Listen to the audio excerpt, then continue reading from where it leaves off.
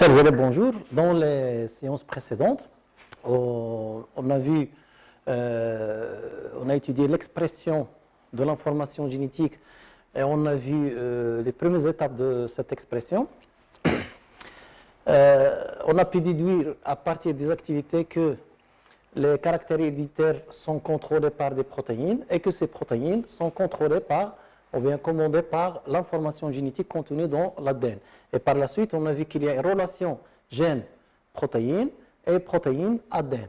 Donc, lors de l'expression de l'information génétique, c'est-à-dire formation des protéines suite à la lecture de l'information contenue dans l'ADN, on a vu que cette expression se fait en deux phases. On avait dans la séance précédente la première phase, c'est-à-dire le passage de l'ADN à l'ARN messager qui est l'intermédiaire qui contient l'information génétique qui va passer du noyau vers le cytoplasme, qu'on le voit ici.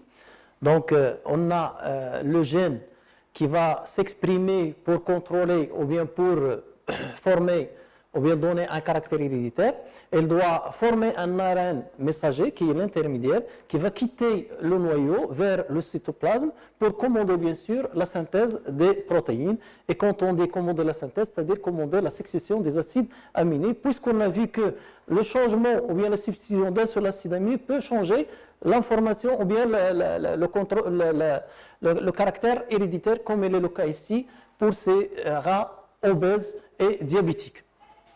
Donc on va commencer maintenant, ou bien on va traiter dans cette séance la deuxième phase de l'expression génétique. Il s'agit en l'occurrence du passage de l'ARN messager à la protéine, cette phase qu'on appelle la traduction. Donc après la transcription, l'ARN messager, l'ARN messager qui contient l'information génétique du gène, va migrer vers le cytoplasme à travers bien sûr les pores nucléaire pour passer au niveau du cytoplasme le lieu ou bien où se trouve l'atelier nécessaire pour la fabrication des protéines. Donc on va commencer par le rôle de l'ARN. Bien sûr, on va exploiter le document suivant pour déterminer le rôle de l'ARN. Donc les données de l'expérience, donc à partir des bactéries E. coli, à partir des bactéries E. coli, on prépare un extrait cellulaire qui est dépourvu d'ADN et d'ARN messager, mais contenant tous les autres constituants cytoplasmiques. Bien sûr, à cet extrait, on va ajouter in vitro des acides aminés et des ARN messagers qui sont solubles, et que des techniques appropriées permettent bien sûr d'isoler à partir du cytoplasme cellulaire. Après, qu'est-ce qu'on fait? On va suivre en fonction des temps, le devenir des ARN messagers injectés d'une part, et l'incorporation des acides aminés dans les protéines d'autre part. Donc là, on a les résultats qui sont représentés sous forme de graphique. Donc on voit ici l'axe des ordonnées qui représente la quantité d'acides aminés incorporés dans les protéines. Donc la courbe est représentée en pointillé.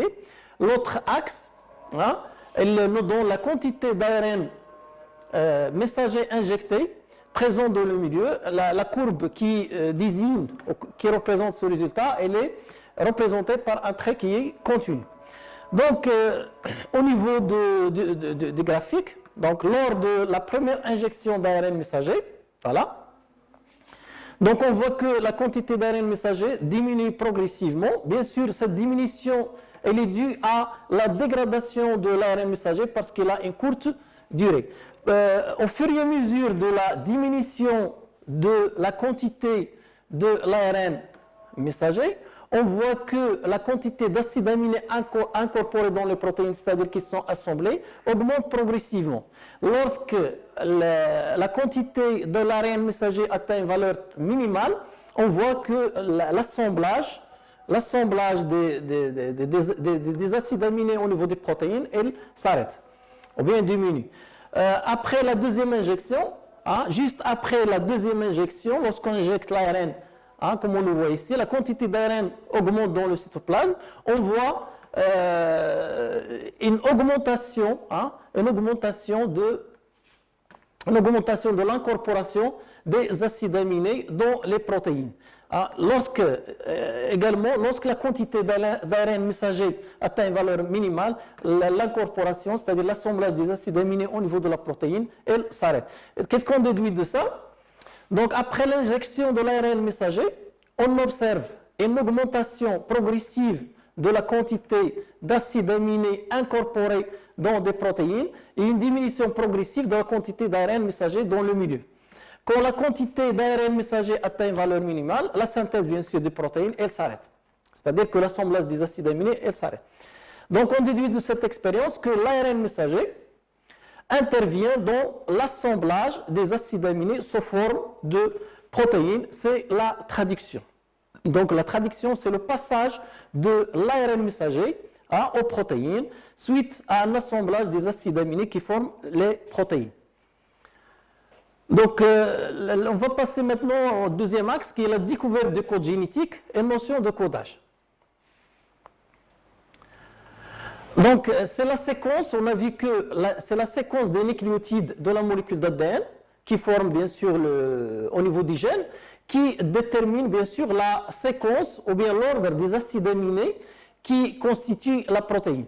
Donc, il y a une relation entre la succession ou bien la suite des acides nucléiques et la suite des acides aminés qui vont former la protéine.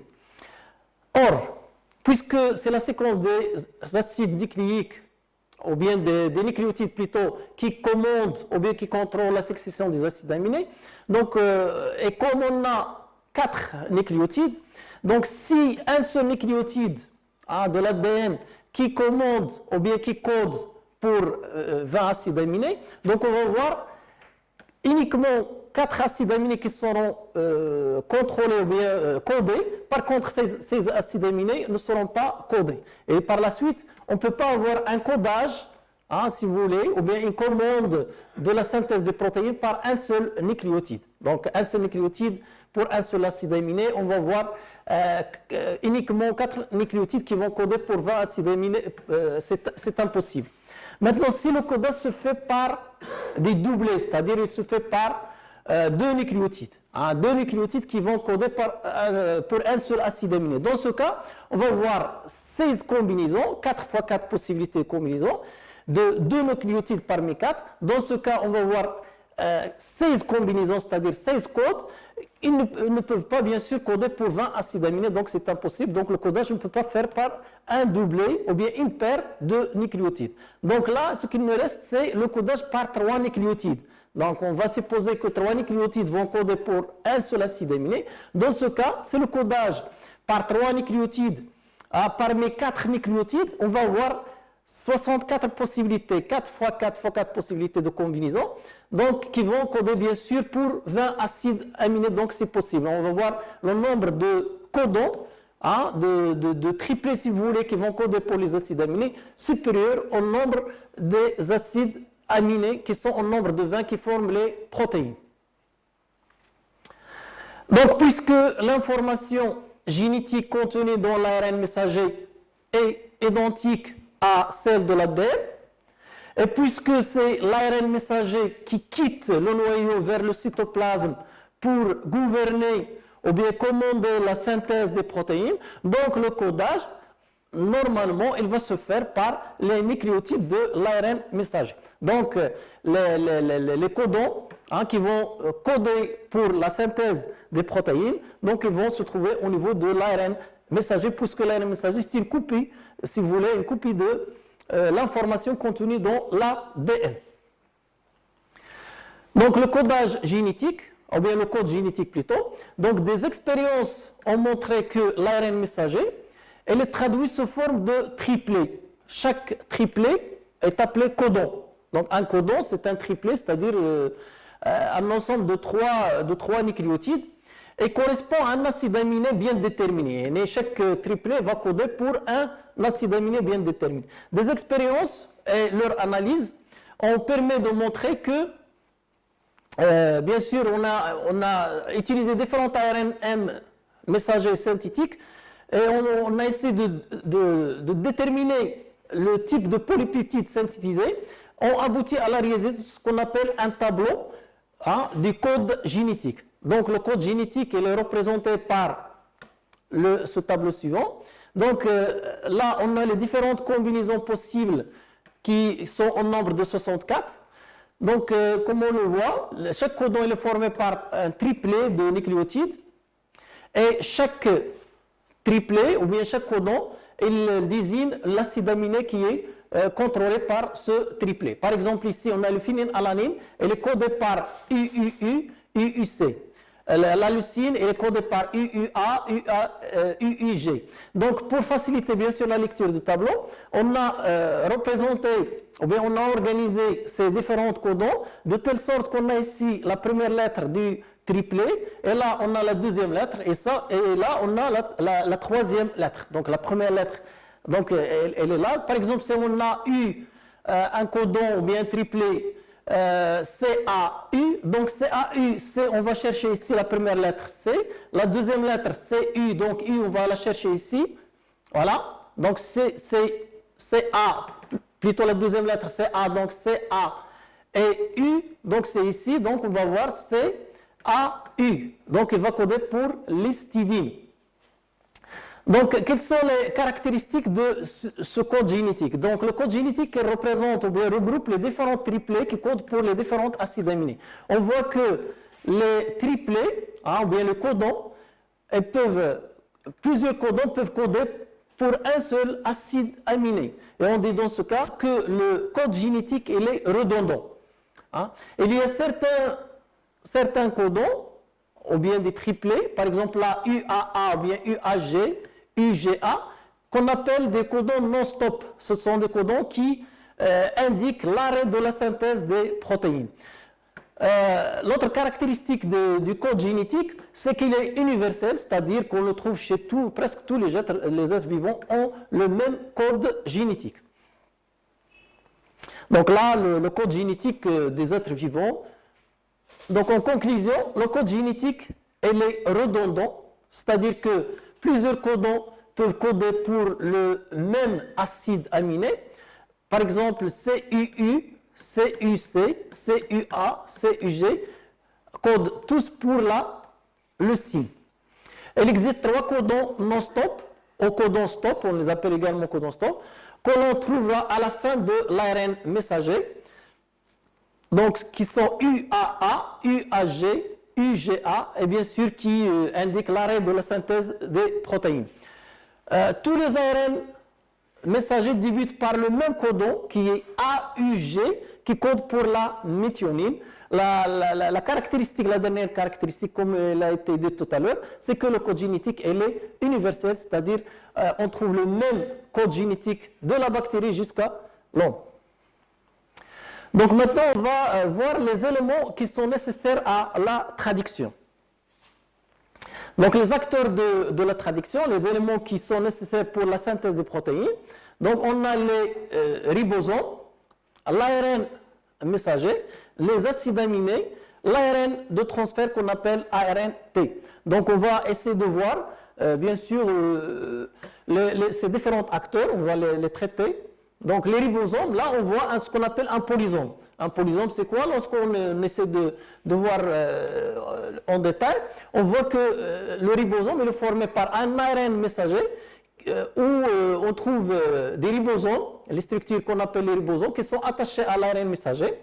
Donc ces ribosomes, donc, ils sont nécessaires pour la lecture de l'ARN messager. Ils forment ce qu'on appelle, si vous voulez, l'atelier de la synthèse des protéines. Voilà, donc là, un ribosome qui est étalé, voilà, on a ici l'ARN messager, et là ce sont les ribosomes qui forment ce qu'on appelle un polysome. Là, la structure d'un ribosome, elle est formée par 2 sous-unités, une grande sous-unité et une petite sous-unité. Là, ce sont les 2 unités sont associées, là, elles sont dissociées. Donc la synthèse des protéines nécessite des structures appelées ribosomes. Ces derniers, ce sont des organites cellulaires constitués de protéines 20%, de l'ARN ribosomial 80% ou bien ribosomiaux 80%. Chaque ribosome est formé par 2 sous-unités, la petite sous-unité et la grande sous-unité, contenant un site, on va le voir en détail après, un site A de l'acide aminé, le lieu de la fixation des acides aminés, ou bien de l'entrée des acides aminés, et un site P des peptides, c'est-à-dire là où va se former le polypeptide. Donc le rôle d'un ribosome est de traduire l'ARN messager et d'assembler la séquence d'acides aminés par des liaisons peptidiques. On va le voir ça en détail après. Donc le deuxième élément, le deuxième acteur qui est essentiel dans la synthèse des protéines, c'est l'ARN de transfert. Hein. Donc la structure de l'ARN transfert, c'est un ARN monocaténaire, mais on voit qu'il est bicaténaire à certains niveaux parce que à certains niveaux, les séquences nucléotides présentent d'autres séquences qui sont complémentaires. Et par la suite, on a la fixation des nucléotides et formation des zones qui sont bicaténaires.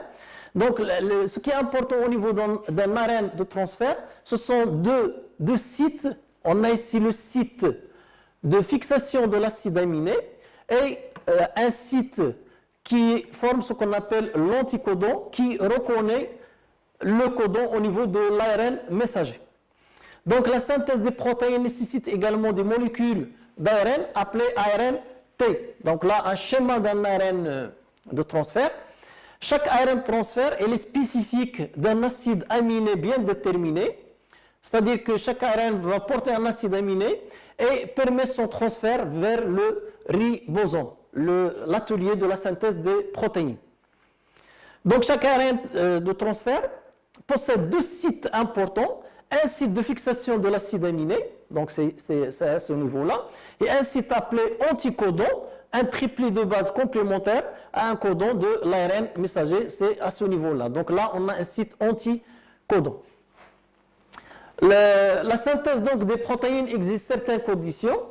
De l'ARN messager qui doit être fabriqué au niveau du noyau, il s'agit d'une cellule eucaryote, un ARN de transfert, les acides aminés, les différents acides aminés qui sont au nombre de 20, de l'énergie et des enzymes.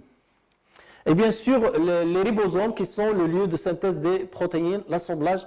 Donc le passage de l'ADN aux protéines correspond à l'expression de l'information génétique. Elle se réalise en deux étapes.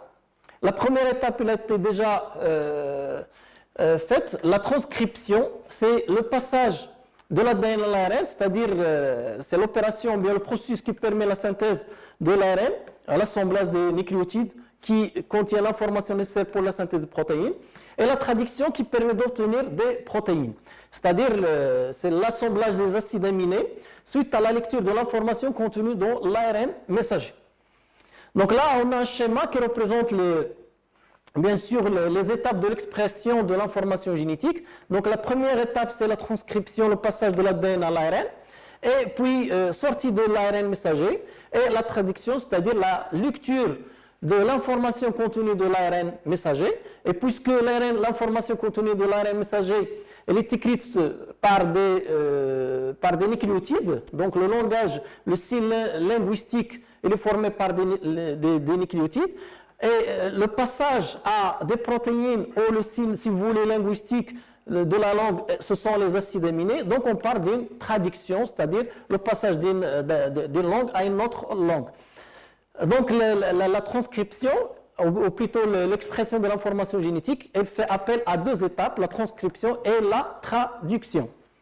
Donc maintenant on va voir les étapes de la traduction.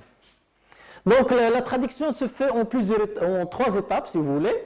Donc la synthèse de protéines est appelée traduction et se déroule en trois étapes. Donc on a l'initiation, l'élongation et la terminaison. On va entamer maintenant l'initiation. Donc l'initiation, on voit ici l'ARN messager, les deux sous-unités de l'ARN du ribosome, la petite sous-unité et la grande sous-unité. On voit nettement que la grande sous-unité est formée par deux sites, le site A qui permet la fixation ou bien l'entrée des acides aminés, le site P, le lieu de synthèse, le lieu de la formation des polypeptides. Voilà. Donc la première étape d'initiation se fait par la fixation de la petite sous-unité sur l'ARN messager. On voit que le premier codon au niveau de l'ARN messager est AUG qui code pour la méthionine. Après la fixation de la petite sous-unité sur l'ARN messager, il y a fixation des premiers mise en place du premier ARN-T qui porte le méthionine, qui reconnaît bien sûr le premier codon.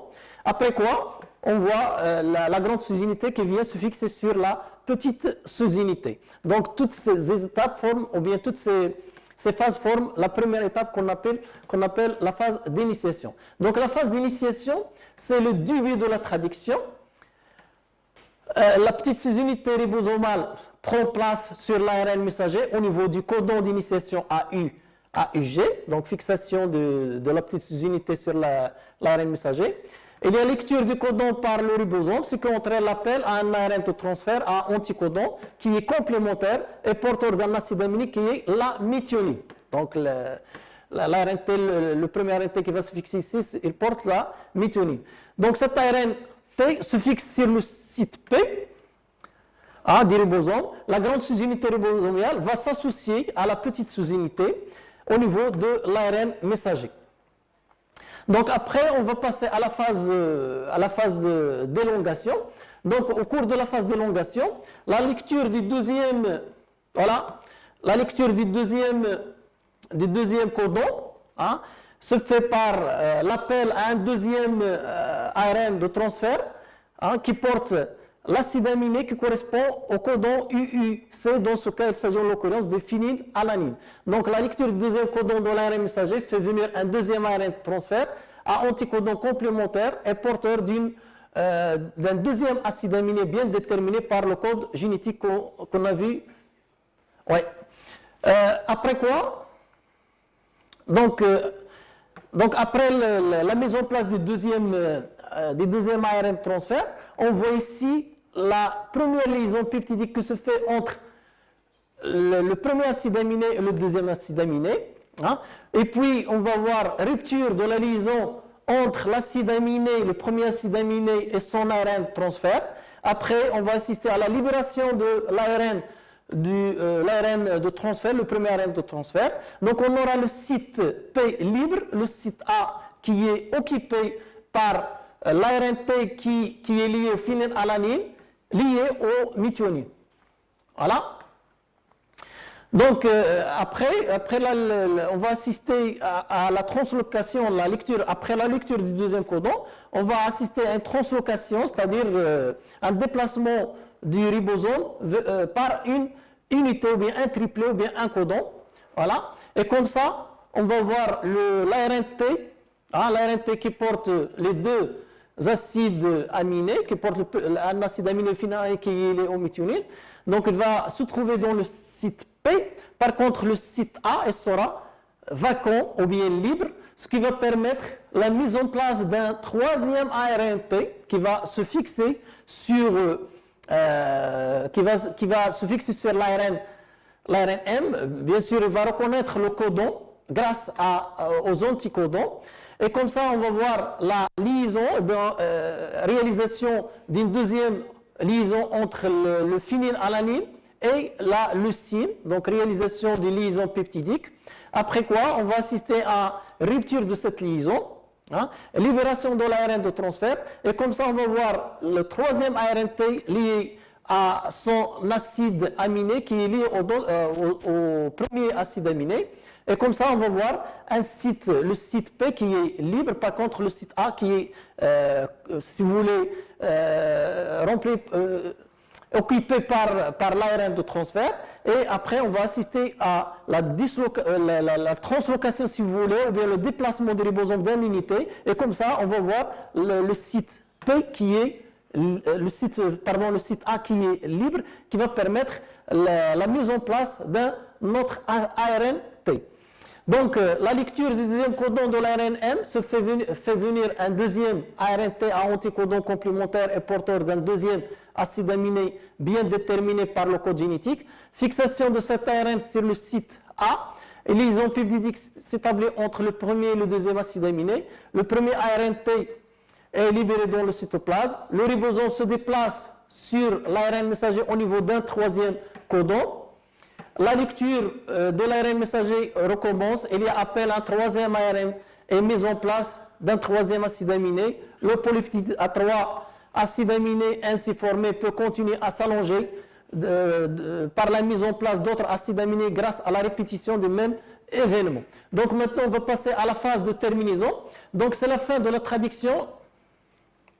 Lorsque le ribosome atteint un codon stop, donc on va aboutir à la fin de la traduction.